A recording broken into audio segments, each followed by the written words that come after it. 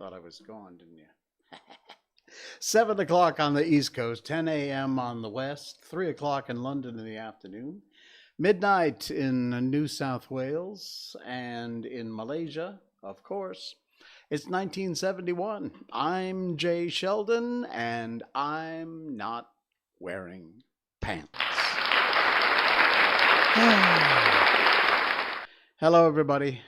Happy Saturday. Saturday night, and I ain't got nobody. I got some money because I just got paid. Good to have you along for the ride, wherever you may be watching around the planet. We are on Facebook Live. I'm Not Wearing Pants is the page. We're also on Jay Sheldon YouTube channel. You can find us there. Look for that logo, I think. And twitch.tv, Jay Sheldon No Pants. You can always donate to the stream here or in the description above on Facebook and YouTube. It says support the stream. Click there. Click $5, $10, $100, whatever you can afford. Send us some money. Keep us going. Help defray the cost of this fiasco we pull off 3 nights a week. And I have a big announcement coming up. Well, maybe not big announcement, but a big announcement. We will have that for you, so pay attention. Let's see, what else is going on? Oh, I know. First of all, some incredibly cool news. The love of my life bought me an Alexa Echo Show.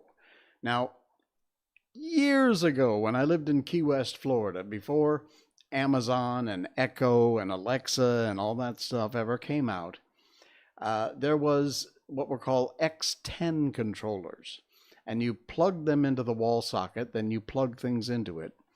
And there was a way for a computer program, which, you know, was probably like x86 at the time or whatever version of Windows 3.1. And it would control the lights, dim them, turn them up, turn them on, turn them off. It'll set little scenes where you could turn on like the bedroom lights or wait 10 minutes, dim the lights, and then turn them out, that kind of stuff. So what I did was I got some very early stage voice recognition software, connected it to the controller. Good morning, Locus Pocus. Connected it to the controller in the software through some programming. Yeah, I was that kind of a nerd too. See, the old boomer was not so stupid all the time with tech. And then it would control with my voice. It would also read my email. It would do all the things basically that like Alexa does now, except that this was years before any of that crap. I should have patented it. I'd be a billionaire by now. Anyway, I've loved that technology, voice activation, smart homes. I know all the conspiracy crap about, you know, they're spying on you, they're recording everything, and whatever. You know what? If you want to watch, go ahead. Watch all you want. I don't care. So I have had an Echo Dot, which I bought when they first came out. It's actually now like version 3. I mean, the one that I have was version 3. Now they're way past that. In fact, I saw the new Echo Dots, and mine looks like a hockey puck. Literally about the size of a hockey puck. Sound, not so bad. Pretty good for what it is. Now the new Echo Dot is a ball, and the sound is much better. But beyond that, they have come out with something called an Echo Show, which includes a touch video screen. You can watch YouTube, you can watch Spotify, you can watch whatever. It will interact with other Echo shows. You can do video calls.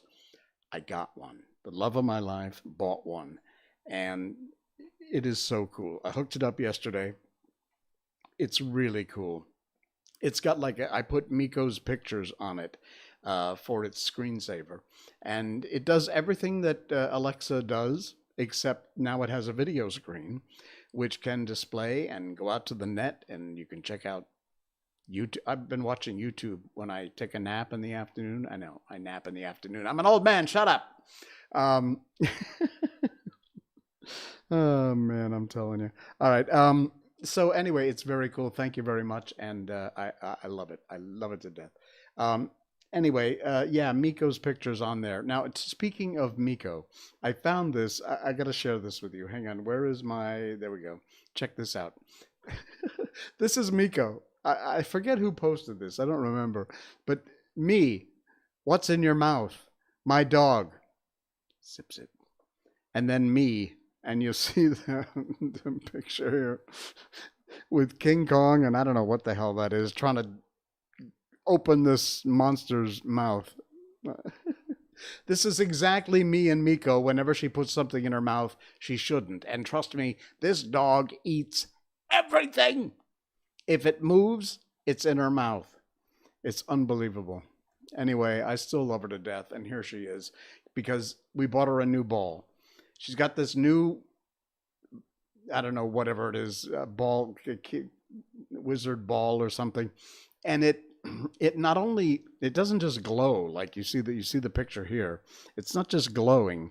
It like vibrate and flips red and blue like that, but it only happens for about 30 seconds when you bounce it on the ground, or if it hits something. And then it fades away, and then it fades out. It also glows in the dark, which is pretty cool. And she loves it. She stuffed this thing in her house, and she's been playing with it nonstop. But my other half got this shot. Oops, I keep getting disoriented here. My other half got this shot out by our front gate, and there is the ball there, and Miko, who is protecting it with her life, by the way. So yeah, she's very happy with her new ball. She loves it. It's kind of a rubbery kind of material, and yeah, it glows in the dark. So it's very cool, very cool. Yeah, we spoil her, we really do. So yeah, that was the adventure. By the way, I think it has gone by, but 20 minutes ago there was the most incredible thunderstorm that blew through this area in Subang Jaya in Malaysia. If you're not watching from Malaysia, it's a small town, little suburban place in Malaysia, and it was wicked. It didn't hit directly over our area here, but it was right on the edge. And it was mostly cloud to cloud lightning. So you could see the huge streaks going across the sky. It was beautiful to look at. And not a lot of cloud to ground lightning, thankfully. But it was massive. And when the storm first moved in, the wind was wicked. I thought, oh, here we go. But like I said, thankfully it did rain here a little bit. And thankfully now it has cooled off a lot. So yeah, it's feeling a lot better. And thanks to the rain for cooling things off. Yes, look, I got a new shirt. It's the Bronx.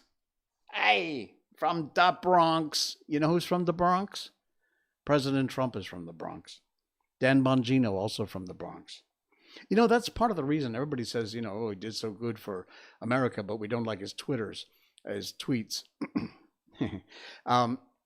People from the Bronx are like that. They're like, you know, they gotta show off. They gotta been there. Have I been to the Bronx? I have been to the Bronx. I've been to about every borough in New York City. I've been to Manhattan, of course. I lived 2 hours from New York City. I was in Cornwall, Connecticut, which is where I was born and grew up. And that is exactly 2 hours from there to Boston, Massachusetts, and 2 hours from there to New York City. And consequently, I would go to New York quite often. Saw a lot of shows on Broadway.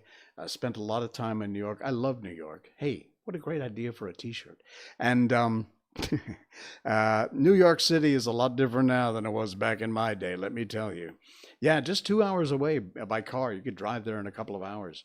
And it was back in the time when New York was New York. That New York, sadly, does not exist anymore. But yeah, so I've been to Brooklyn, the Bronx. I've been in Harlem also. Harlem was cool back in the 70s. Manhattan, like I said. So yeah, I think I've been to all 5 boroughs. I'm pretty sure. Been to Long Island, as they say. And you know, people say, can you do a New York accent? Honestly, there's like 50 New York accents. It depends on where you grew up. There's the Bronx. There's Brooklyn. Are you from Brooklyn? There's Manhattan. Yeah, every borough really has its own accent. Long Island too has its own accent. So, I mean, they're very subtle, but they're very distinct depending upon what part of New York you happen to be from. They are indeed different. Yes, indeed. So yeah, I saw this shirt and I thought, hey, cool, the Bronx. Got to pick this up. And it's a nice lime green, so it does a nice job of contrasting against my colors here in the studio. Yeah, New York, New York is a mess between de Blasio and Cuomo and all those idiots. In fact, that's a part of one of the first things I wanted to talk about on a serious note tonight. The American Institute for Economic Research. Now, that is not a left-wing organization, but they put out an article. You can check this out. It's aier.org, and look for something called "The Anti-Lockdown Movement is Large and Growing." Feeling outgunned, outnumbered, overpowered, smothered, and censored? Many people who oppose COVID lockdowns and all their associated restrictions feel that way, and it's hard not to. You can hardly post on social media without triggering some idiot warnings, corrections, or sometimes outright blocks. Bans are part of the mix too, the complete deplatforming of people merely because they want their freedoms back. It's kind of creepy when you think about it. And meanwhile, the mainstream media continues to push restrictions, mandates for masks, vaccine passports, just like it has for the last 14 months. And how true is it anti-lockdown people are a small and marginalized minority? Well, it's not quite that true at all.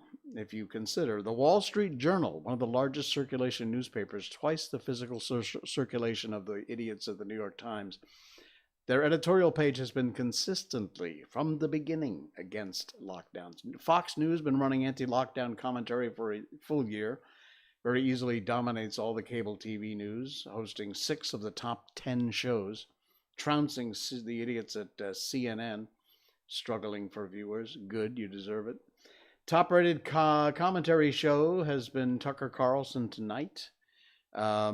Yeah, many people temporarily moved out of the cities so they wouldn't be under lockdown, exactly. And a whole lot of people are winding up in Florida, which has remained open for most, if not all, of the last year and a half, and does not have mask mandates. And yeah, and their numbers are very good and getting better. And Florida, as you know, has one of the highest elderly population, among the most susceptible in the country. Elon Musk, among the most prominent tech entrepreneurs in the world, fiercely spoken out about lockdowns. Joe Rogan, of course, the popular podcast guy, has been consistently against them and mandates for over a year, hoping that his audience would use common sense. Well, there's an idea. The Onion, which once ruled satire on the web, has been terrible on lockdowns. Traffic's been sinking steadily. The Babylon Bee started low and soared to new highs, often beating the Onion. They've been satirizing the hysteria and has been rewarded for doing so. Epic Times has much web traffic as the Wall Street Journal, and they've been running full 45-minute long interviews with Great Barrington Declaration signatory Jayanta Bhattacharya. I'm sure I pronounced that wrong. Anyway, the numbers go on and on and on. This is not a small group of people. The most important reason why anti-lockdowners should not feel demoralized is that the facts are overwhelmingly on the side of freedom. Look, I know this is about the U.S., and I'm talking to you in the U.S. right now. Other parts of the world, other story. But if you're in the U.S., this matters. Consider, for example, the CDC chart of 3 states that impose strict measures: Michigan, California, and Minnesota, and still enforce many measures, including mask mandates, versus 3 states that have been open, no mandates, which are Florida, Texas, and South Carolina. Take a look at the trajectory of severe outcomes. Purple there, you see purple is Florida. Texas, also down here, about the same curve. South Carolina is the maroon right there. It goes up and then back down again. Now, here's Massachusetts. Take a look. I'm back up. Michigan. Michigan's numbers have consistently been less, but the peaks have been higher and earlier. And then good old California. This is a 7-day moving average of new deaths per 100,000 by number of days since 0.01 average daily deaths per 100,000 first recorded. Number of days since 0.01 daily deaths per 100,000. The early spikes in mass in Michigan obvious, tracing to a surprising extent to the number of nursing homes in each state. In Michigan, 31% of the deaths are in nursing homes. And though numbers in mass are always being revised, it could be anywhere between 40 and 61%. And of course, that fiasco in New York. All right, I'm going to spend a whole lot more time on this, but you can see by the numbers that, it's scary. And like I said, the states that had no lockdowns, their numbers were lower and pretty much followed the curve of what everybody else did. And these people did not have face diapers on the whole time. So there you go. Anyway, that's my opinion. Now, you want to know about opinions? I found this quote about opinions, and I love it. Opinion is the lowest form of human knowledge. Think about it. It requires no accountability, no understanding. The highest form of knowledge is empathy. It requires us to suspend our egos and live in another person's world. It requires profound purpose, larger than the self kind of understanding. That quote from Bill Bullard. Brilliant. So, keep your opinions to yourself. We don't care. Of course, I'm sitting here giving you mine, so. That's all right. There's a little button over there somewhere. You can just click X and go away. Or there's an X up here in the corner or something. You'll find it. I also found this. Gary Mosier, who is a cousin of mine, he posted this. I love this. This is so cool and so true. And boy, I'm telling you, here in Malaysia, some teachers could use this advice. The best teachers are those who show you where to look, but don't tell you what to see. Think about it. Nice, huh? Very nice. Very cool. We like that. Oh, and I just found this. Michelle Robinson. If you didn't get banned again already, if you're looking in tonight, thank you. She always comes up with the absolute coolest posts. I mean, a lot of her stuff is very in your face, and it goes against the mainstream, or what used to be the mainstream. But, excuse me, sometimes she comes up with some things that are just so prophetic. I got to share them. This is one of them. There is a rare breed of people. Are you this kind of person? They go all in. They keep their word. They give it their all. They put themselves last for those they care about.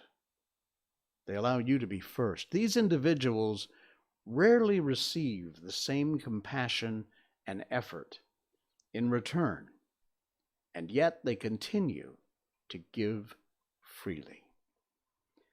To the givers, forgivers, and selfless lovers out there, keep pushing forward. Don't let this cold world change who you are. That's nice. That's really, really nice. I love that. Very cool. Very, very nice. Thank you, Michelle, for sharing that. And here's another one. Oh man, yeah, we talk about all the little snowflakes and the marshmallow eating. Oh, you offended me. I was offended. Shut up. I love this. This is so cool. The world needs a good full day spent with this woman.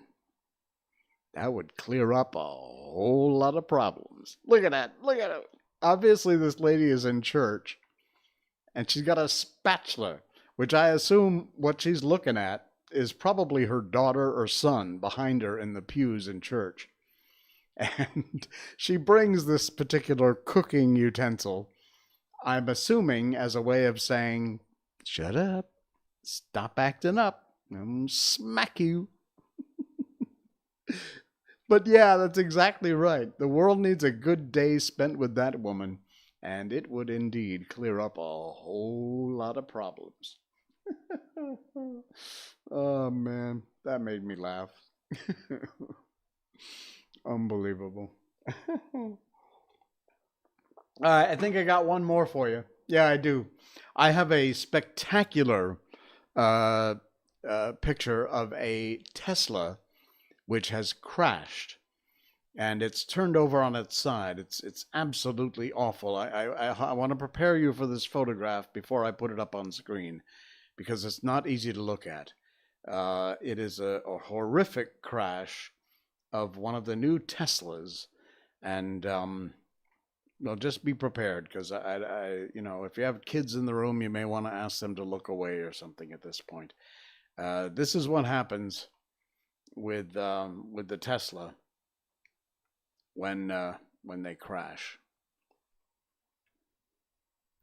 I don't know if you can see that. It's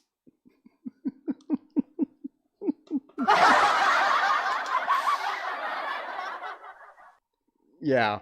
If you don't know, and you must, Teslas are battery operated. They're not using petrol. But somebody did this Photoshop. It's actually a really good Photoshop. I don't know if you can, I don't know if I can zoom in on that at all. Maybe I make it a little bigger. There you go. Look at that. This is great. Somebody did a really nice Photoshop job on that. That is excellent. Oh, man. We love it. Oh, man. I'm telling you. Never a dull moment. Oh, boy. All right. What else is going on? Oh, I told you I had a big announcement. Yes, I have a big announcement. Ooh, can't wait for this one. I am changing my days that I live stream. Only 2 of them, but it is a change. Saturday nights will stay. I will continue to do what is tonight, Saturday nights.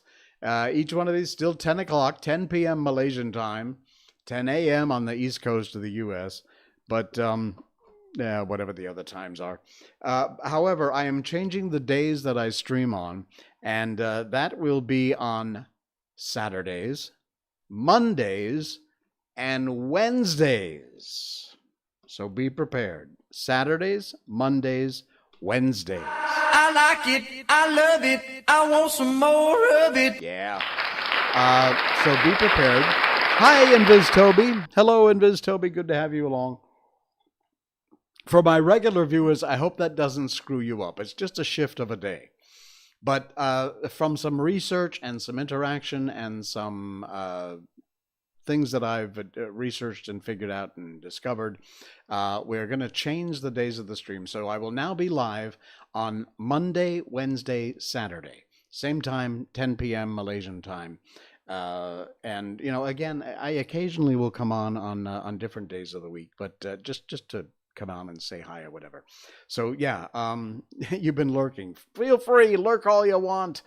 You forget the days anyway. So, yeah, I mean, most people will be notified if you like or subscribe or follow the streams. And please do that, whether you're on twitch.tv or Facebook Live. Just follow and like the page, and then you will be notified whenever I go live, hopefully, if the algorithms don't, shadow ban me or drop down. Yeah, you if you do that, then you'll get notified, and you don't have to remember.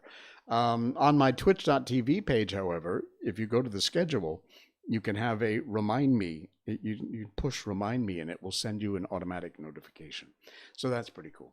But yeah, Mondays, Wednesdays, Fridays, beginning this week, or well, technically next week, So tonight's Saturday. 2 more days from now on Monday night, we'll do another live stream. So that will be coming up, and I forget the days. Yeah, you'll figure it out. I'm sure you will. Oh yeah. Okay. What else have we got going? Okay, we did our big announcement. That was exciting. We're gonna change our days, and I think we've got. Nope, that's it. We've got everything covered that I wanted to cover tonight. Oh, don't forget, by the way, we've gotten a ton of emails. Thank you so much for everybody who wrote in. nopants@jsheldon.com. In fact, down here at the bottom, you'll see it scrolling in a little while. The email will be there. So if you want to, whatever it is you'd like to share with your opinion about something I talked about, you want to send some ideas on things we can talk about. You like the show? You hate the show? What do you think? You like my new shirt?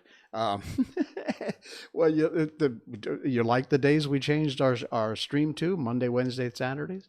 Email me if you like. No pants, there it goes. nopants@jsheldon.com. And there you go. And I read your emails and I reply everyone, no matter who. So no matter what you say, even if you don't have a compliment. In fact, one of the other things you can either put in the chat, or send me an email, is what book do you want to do next? We're doing Peter Pan right now, but we need to know what you would like to do next. I gave you some suggestions last time. In fact, let me just review for you before we get into tonight's Peter Pan episode. We've got A Christmas Carol, which I think would be more appropriate when we get towards Christmas. The Jungle Book would be fun, actually. I think the Jungle Book, if we don't get a definitive voting answer, I think if I have to pick, I'm going to pick the Jungle Book. Legend of Sleepy Hollow, which is kind of cool. Treasure Island can get boring, but it's not a bad book. Jules Verne, Around the World in 80 Days. The Tale of Peter Rabbit. We can do another rabbit story. And War of the Worlds by H.G. Wells. So those are some of the ones that I thought would be cool. I really do like the idea of the Jungle Book. I think that would be a lot of fun. It, by the way, is not exactly like the movie, as we've found out. The Little Prince, is that public domain? I will find out, because, oh man, that would be great. I would love to do The Little Prince. Let me find out if it's public domain. If it's not, I'm sorry, I can't do it. But I will find out, and I will let you know. In fact, I think I almost like that better than the Jungle Book. So yeah, I'll check it out. I'll find out and I'll let you know. English adaptation, indeed. Cool. Really good idea, The Little Prince. Yeah, we'll find out. I'll do some research later on, and I'll let you know for sure. All right. In the meantime, speaking of the Gutenberg Project, we're going to move on to Peter Pan. Yay! We've been doing Peter Pan as our book that we read on every stream, and we read a chapter or sometimes a half chapter if they get a little long, and we've made it all the way through. However, Tink is not being very nice to Wendy. When we last left the island, Tink had encouraged Toodles to shoot Wendy with an arrow, and he did, and she fluttered to the ground with an arrow in her breast, and that's where we left things. This becomes chapter 6. It's called The Little House in the Book of Peter Pan. Foolish Toodles was standing like a conqueror over Wendy's body when the other boys sprang, armed, from their trees. I forgot to put the book title up, so forgive me. "You're too late," he cried proudly. "I have shot the Wendy. Peter will be so pleased with me." Overhead, Tinker Bell shouted, "Silly ass!" and darted into hiding. The others didn't hear her. They had crowded round Wendy, and as they had looked, a terrible silence fell upon the wood. If Wendy's heart had been beating, they all would have heard it. Slightly was the first to speak. "This is no bird," he said in a scared voice. I think it must be a lady." "A lady?" said Toodles, and fell a-trembling. "And we've killed her," Nib said hoarsely. They all whipped off their capes. "Now I see," Curly said. "Peter was bringing her to us." He threw himself sorrowfully on the ground.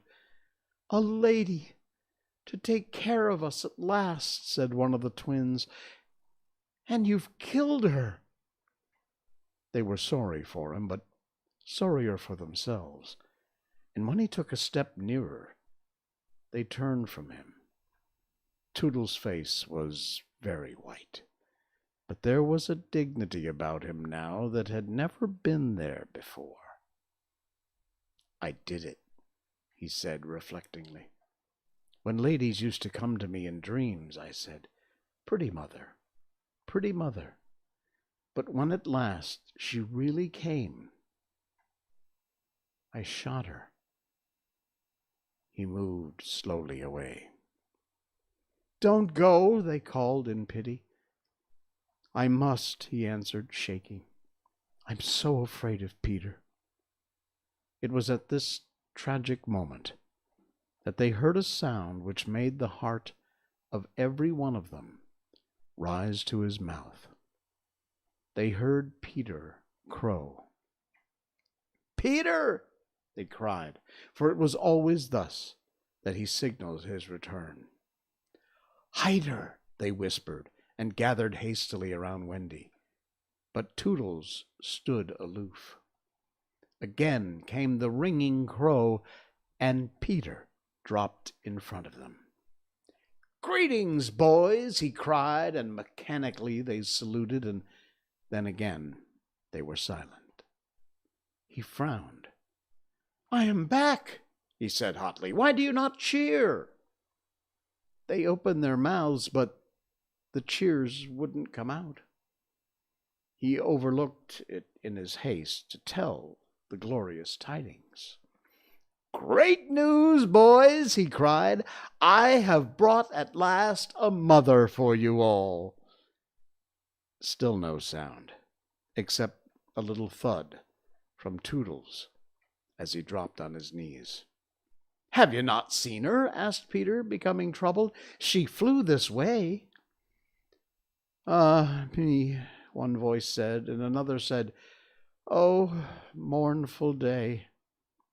Toodles rose.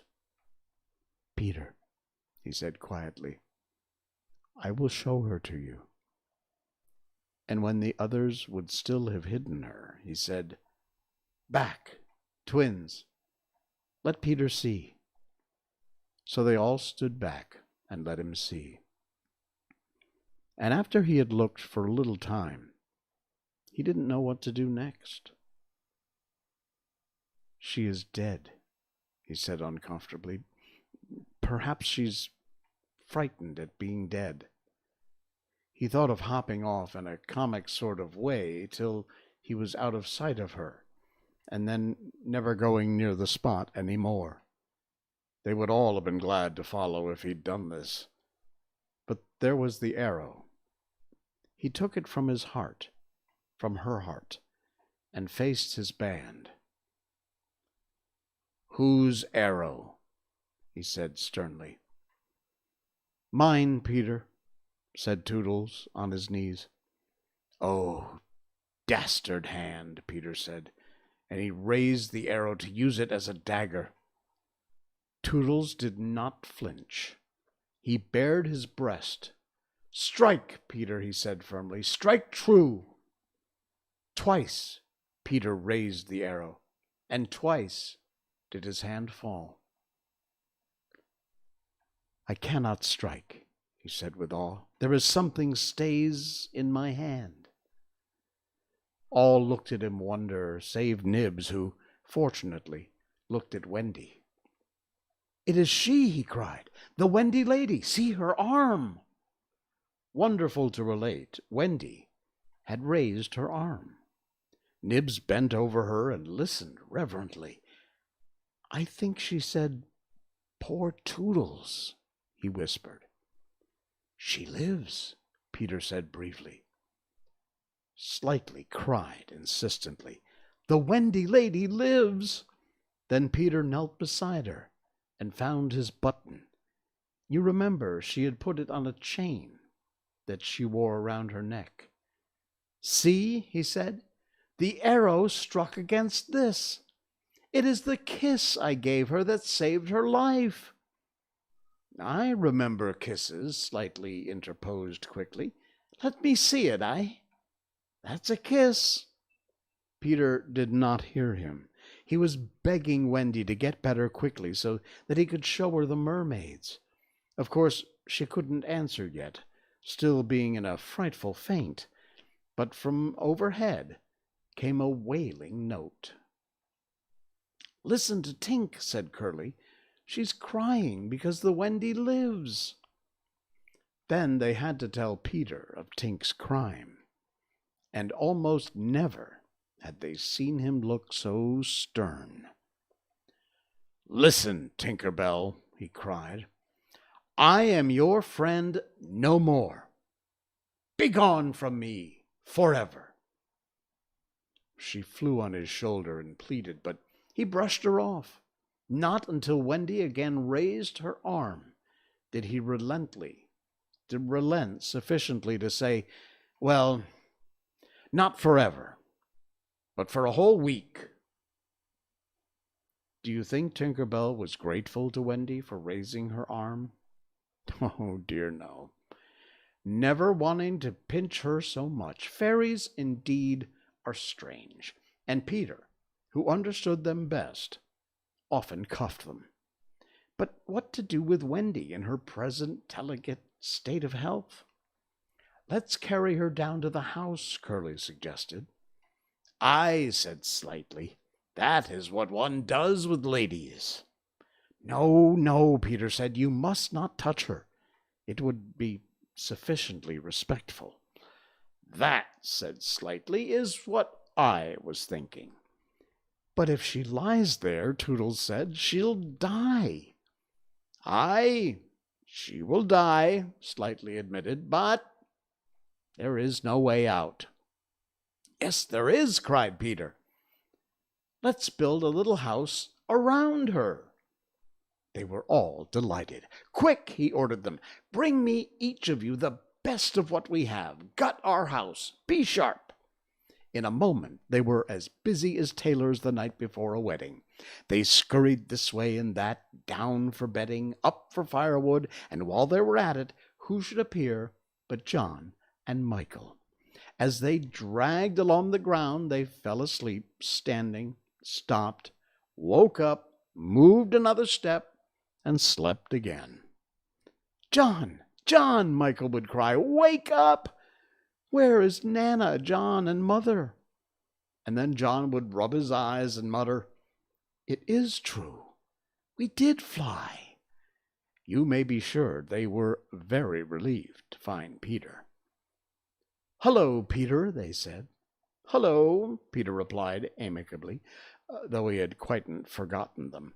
He was very busy at the moment, measuring Wendy with his feet to see how large a house she would need. Of course, he meant to leave room for chairs and a table. John and Michael watched him. "Is Wendy asleep?" they asked. "Yes." "John," Michael proposed, "let us wake her up and get her to make supper for us." But as he said it, some of the other boys rushed on carrying branches for the building of the house. "Look at them!" he cried. "Curly," said Peter in a most captainly voice, "see that these boys help in the building of the house." "Aye, aye, sir." "Build a house?" exclaimed John. "For the Wendy," said Curly. "For Wendy?" John said, aghast. "Why, she's only a girl." "That," explained Curly, "is why we are her servants." "You, Wendy's servants?" Yes, said Peter, and you also. Away with them. The astounded brothers were dragged away to hack and hew and carry. Chairs and a fender first, Peter ordered. Then we shall build the house around them. Aye, said Slightly. That is how a house is built. It all comes back to me now. Peter thought of everything. Slightly, he cried, fetch a doctor. Aye, aye, said Slightly at once, and disappeared, scratching his head. But he knew Peter must be obeyed, and he returned in a moment, wearing John's hat and looking solemn. Please, sir, said Peter, going to him, are you a doctor? The difference between him and the other boys at such a time was that they knew it was make-believe, while to him make-believe and true were exactly the same thing. This sometimes troubled them, as when they had to make believe that they had their dinners. If they broke down in their make-believe, he rapped them on the knuckles. Yes, my little man, Slightly anxiously replied, who had chapped knuckles. Please, sir, Peter explained, a lady lies very ill. She was lying at their feet, but Slightly had the sense not to see her. Tut, tut, tut, he said. Where does she lie? In yonder glade. I will put a glass thing in her mouth, said Slightly, and he made believe to do it, while Peter waited. It was an anxious moment when the glass thing was withdrawn. How is she? Inquired Peter. Tut, tut, tut, said Slightly. This has cured her. Oh, I'm glad, Peter cried.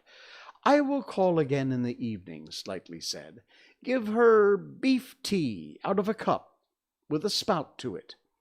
But after he had returned the hat to John, he blew big breaths, which was his habit on escaping from a difficulty. In the meantime, the wood had been alive with the sound of axes. Almost everything needed for a cozy dwelling already lay at Wendy's feet. If we only knew, said one, the kind of house she likes best. Peter, shouted another, she's moving in her sleep. Her mouth opens, cried a third, looking respectfully into it. Oh, lovely. Perhaps she's going to sing in her sleep, said Peter. Wendy, sing the kind of house you'd like to have. Immediately, without opening her eyes, Wendy began to sing. I wish I had a pretty house, the littlest ever seen, with funny little red walls and a roof of mossy green. They gurgled at joy at this, for by the greatest good luck the branches they had brought were sticky with red sap, and all the ground was carpeted with moss. As they rattled up the little house, they broke into song themselves. We've built the little walls and roof and made a lovely door. So tell us, Mother Wendy, what are you wanting more?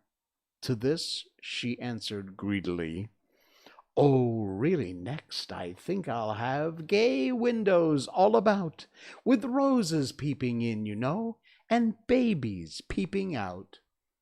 With a blow of their fists they made windows, and large yellow leaves were the blinds. But roses, roses, cried Peter sternly. Quickly they made believe to grow the loveliest roses up the walls. Babies?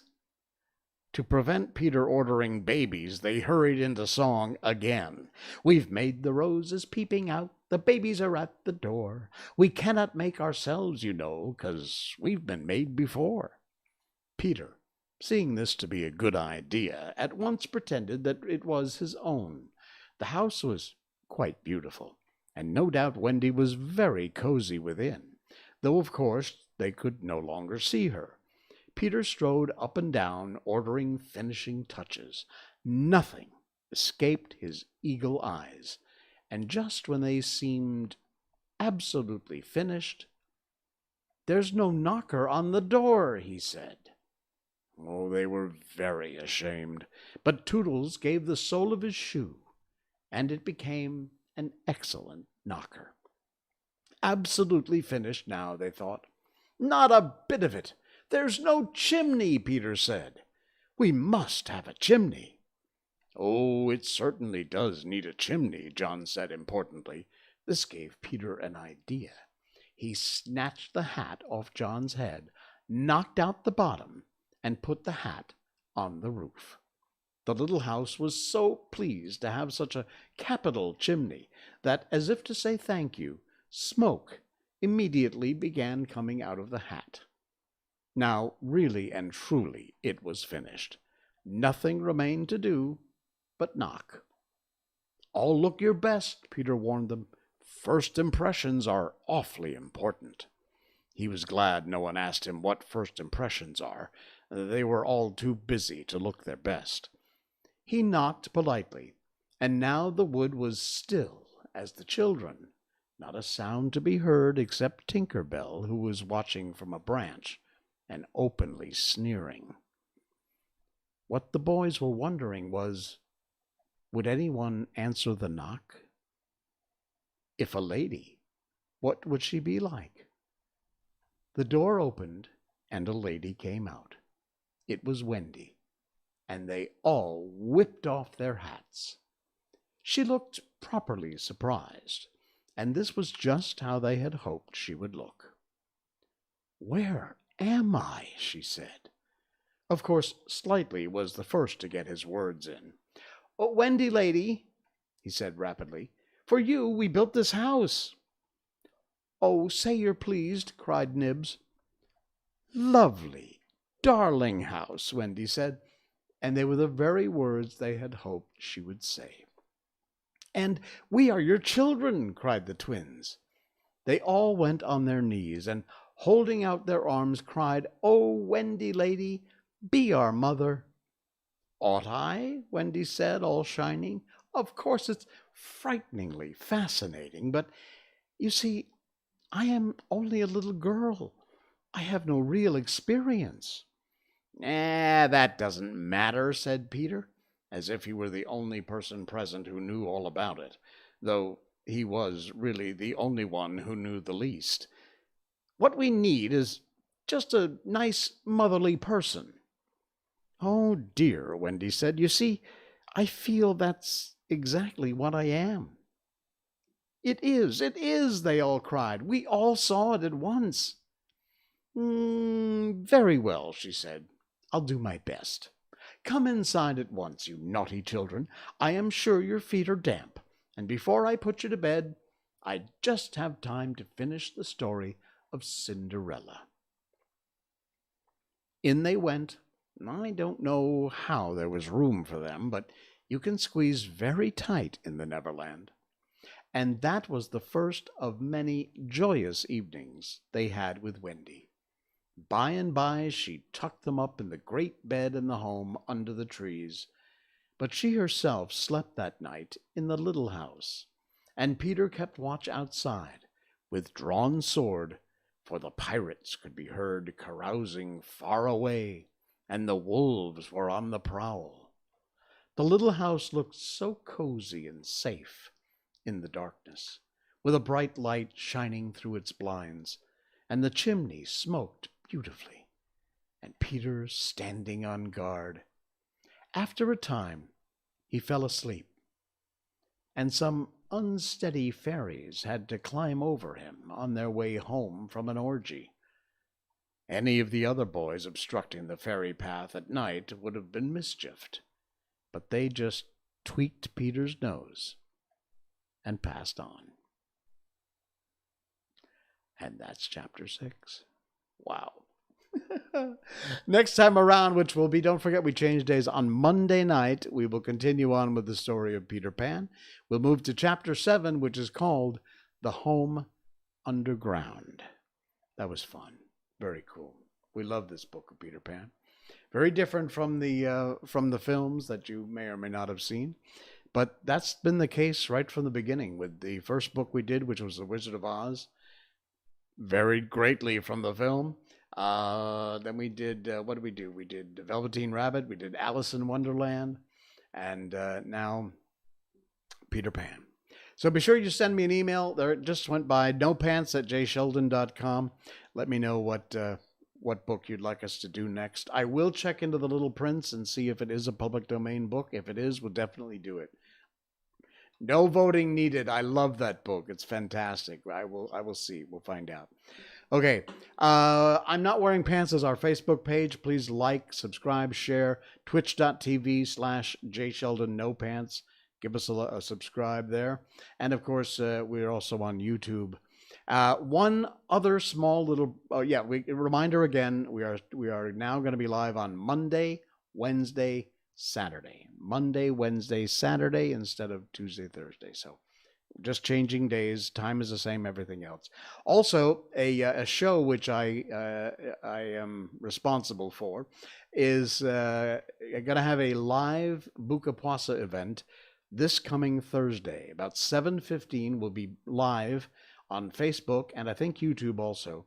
The show is called Urban Jungle Food. And you won't see me on camera. I'll be behind the scenes running the show. But our crazy hosts, Zed and David, will be there. Please do mark your calendar for this coming Thursday, about 7:15 p.m. Malaysia time. And I think you'll enjoy what we're doing. It'll be a lot of fun. And by the way, while you're there, like and subscribe to the page too, both on our YouTube channel, Urban Jungle Food, and on on Facebook. Check it out. That's coming up this Thursday. All right, guys, that's going to do it for tonight. Thank you so much for joining. I will see you again on Monday night at 10 o'clock. In the meantime, enjoy, be good to each other. I'm Jay Sheldon, and I'm not wearing pants. Good night.